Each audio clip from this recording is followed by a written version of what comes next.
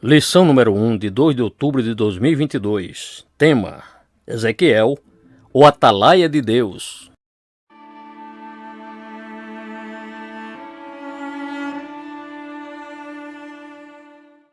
Texto áudio.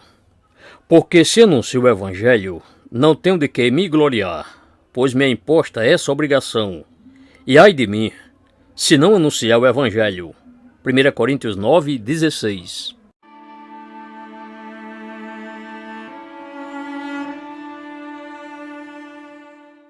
Verdade prática.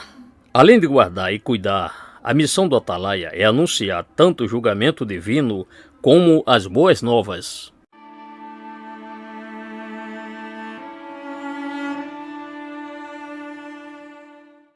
Leitura bíblica em classe. E sucedeu que, ao fim de 7 dias, veio a palavra do Senhor a mim, dizendo: Filho do homem, eu te dei por Atalaia sobre a casa de Israel, e tu, da minha boca, ouvirás a palavra e os avisarás da minha parte. Quando eu disser ao ímpio, certamente morrerás, não o avisando tu, não falando para avisar o ímpio acerca do seu caminho ímpio para salvar a sua vida, aquele ímpio morrerá na sua maldade, mas o seu sangue da tua mão o requererei. Mas se avisares o ímpio e ele não se converter da sua impiedade e do seu caminho ímpio, ele morrerá na sua maldade, mas tu livraste a tua alma.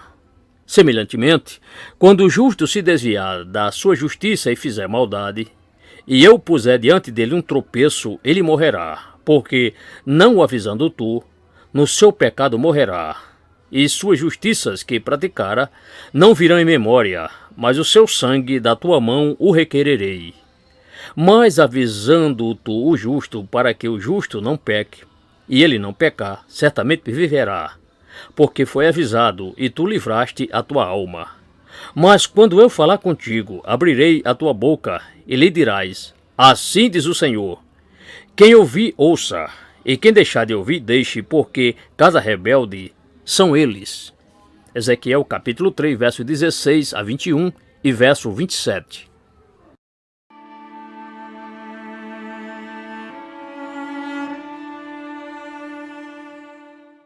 Introdução. As 13 lições do presente trimestre foram selecionadas do livro do profeta Ezequiel. Por que é importante o estudo desse livro hoje?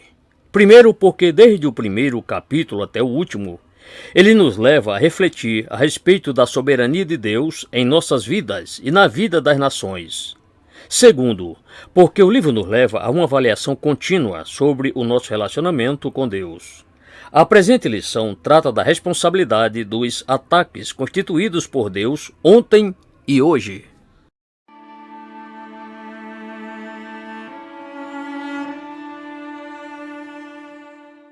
Tópico 1. Sobre o livro do profeta Ezequiel.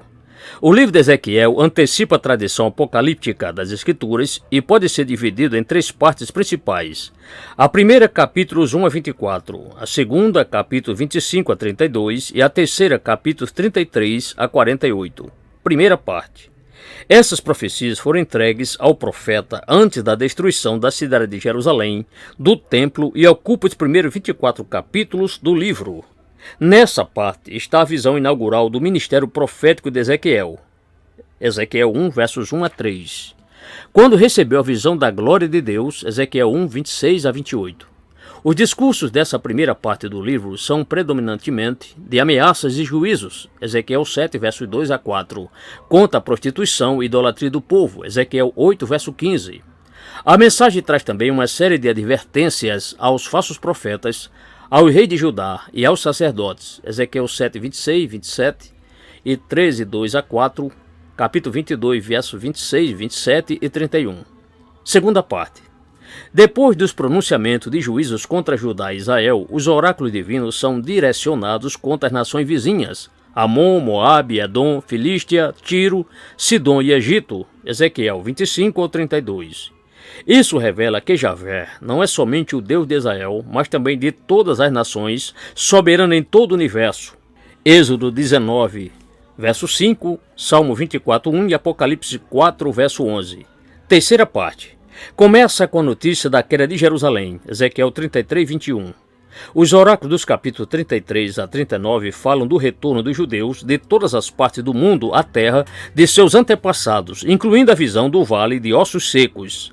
São profecias sobre a restauração nacional que se cumprem em Israel na atualidade e sobre a regeneração espiritual de toda a casa de Israel. Ezequiel 36, versos 25 a 27, 37, 14, Zacarias 12, 10. As profecias dos capítulos 38 e 39 falam da invasão e derrota de Gog e seu bando à Terra Santa. O livro de Ezequiel termina com a visão do novo templo e da redenção para Israel e toda a humanidade como a resposta à primeira visão. Ezequiel 40 a 48.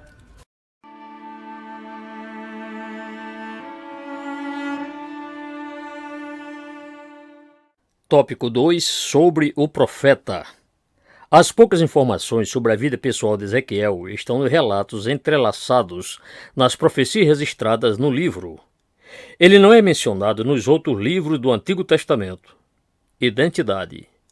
Seu nome hebraico é Yehezkel, fortalecido por Deus, e não aparece no relato dos reis e das crônicas. O pouco que se sabe a respeito dele é o que lemos no livro que leva o seu nome. São alguns detalhes de sua vida pessoal. E esses fatos aparecem para ilustrar a situação exílica de seus compatriotas na Babilônia, Ezequiel 12, versos 4 a 7. Ele viveu entre os exilados na Babilônia, Ezequiel 8, verso 1 e 20, verso 1, e iniciou seu ministério ali, no cativeiro, quando completou 30 anos de idade, no 30º ano, Ezequiel 1, verso 1. Não se sabe a data exata do fim do seu ministério, mas, com base nos dados cronológicos apresentados no livro, sabemos que seu ofício durou cerca de 22 anos. Procedência. Ezequiel era de Jerusalém e pertencia a uma família sacerdotal, filho de Buzir, Ezequiel 1, verso 3.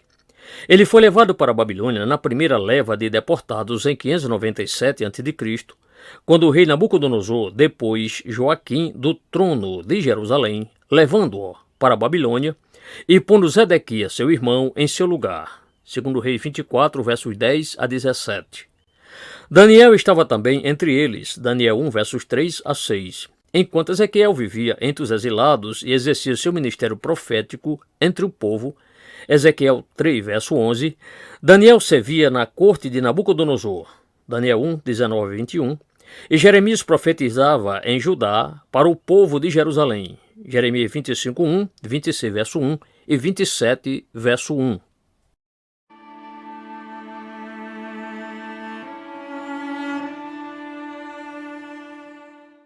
Tópico 3. Sobre o atalaia. Atalaia é uma palavra feminina de origem árabe, ati-talaat, lugar alto. A função do atalaia é descrita em 2 Samuel 18, versos 24 a 27 e 2 Reis 9, 17 a 20, e melhor ilustrada pela parábola de um militar posto como sentinela, Ezequiel 33, versos 2 a 6. Essas atividades são empregadas no Antigo Testamento aos profetas, de maneira metafórica, por causa da responsabilidade da sentinela militar e do profeta de avisar sobre o perigo. O fim dos 7 dias, verso 16. O profeta se refere à primeira visão com a qual inaugura o seu ministério profético, que ocupa todo o capítulo 1. A visão da glória de Deus, Ezequiel 1, versos 26 a 28. Há uma mudança brusca do gênero literário apocalíptico nessa visão da carruagem para o estilo típico dos profetas. Veio a palavra do Senhor, ao introduzir o seu chamado para ser atalaia. O fim dos 7 dias deve ser o tempo que ele esperou para recuperar suas forças depois do impacto da visão da glória de Deus, Ezequiel 1, verso 28 e 3, 14. A expressão Filho do Homem, verso 17, parte A. Deus não se dirige ao profeta pelo seu nome, mas como Filho do Homem, versos 17, parte A. Em hebraico, Ben Adam. Aparece 93 vezes ao longo do livro e 6 vezes só no capítulo 3. Nenhum outro profeta recebe esse título. Isso faz lembrar a natureza humana fragilizada e pecadora, ao passo que Deus é o Senhor da glória. Somente o Senhor Jesus usava esse título, se referindo a si mesmo nos 4 evangelhos, a partir de Mateus 8, verso 20. O título vem acompanhado de artigo, pois Jesus é o Filho de Deus e, ao mesmo tempo, o Filho do Homem, Romanos 1, versos 1 a 4. Adão é o cabeça da humanidade pecadora e Jesus é o cabeça da humanidade redimida. Todos os que creem em Jesus Cristo recebem vida eterna, Romanos 5, versos 12 a 21. O Atalaia sobre a casa de Israel, verso 17, parte B. Deus sabia de antemão que os filhos de Israel, no exílio, continuariam na sua rebelião, Ezequiel 3, verso 7. Assim, Ezequiel foi constituído por Deus Atalaia para profetizar aos filhos de Israel, Ezequiel capítulo 2, versos 3 a 7. Ele não esperava resultado de sua pregação, Ezequiel 3, verso 11. Seu propósito era divertir os filhos de Israel, pois hão de saber que esteve no meio deles um profeta, Ezequiel capítulo 2, verso 5.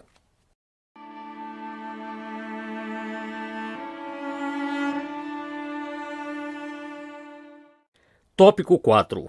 Sobre a responsabilidade.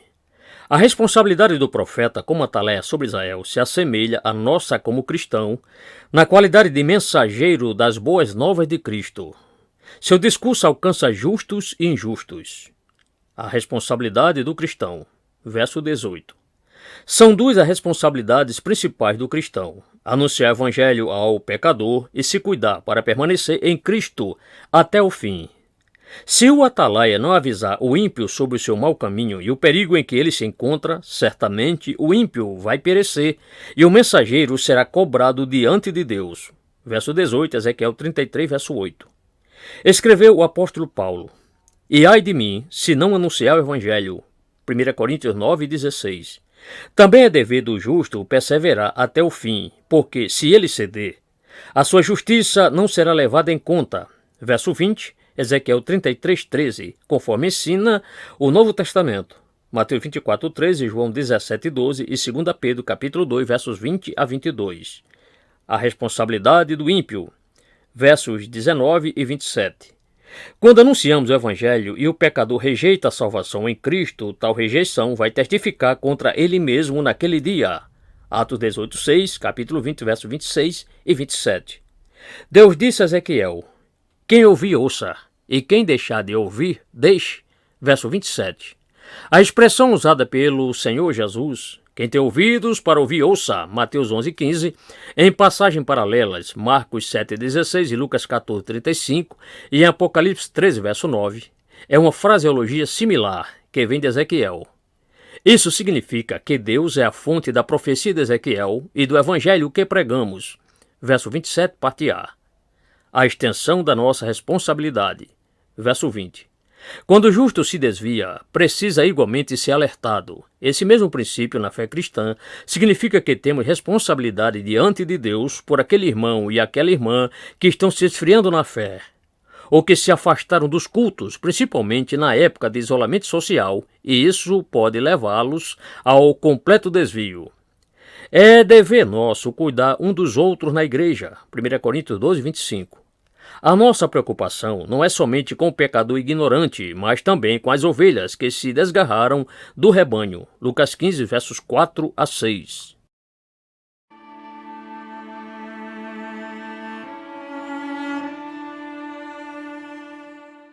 Conclusão. O nosso compromisso diante de Deus é pregar o evangelho e não converter as pessoas, pois quem as converte é o Espírito Santo. O Senhor mandou-nos pregar a palavra, como Deus falou ao profeta: quer ouçam, quer deixem de ouvir. Capítulo 2, versos 5 e 7. Continue anunciando a mensagem. É o que devemos fazer com oração, guiados pelo Espírito Santo.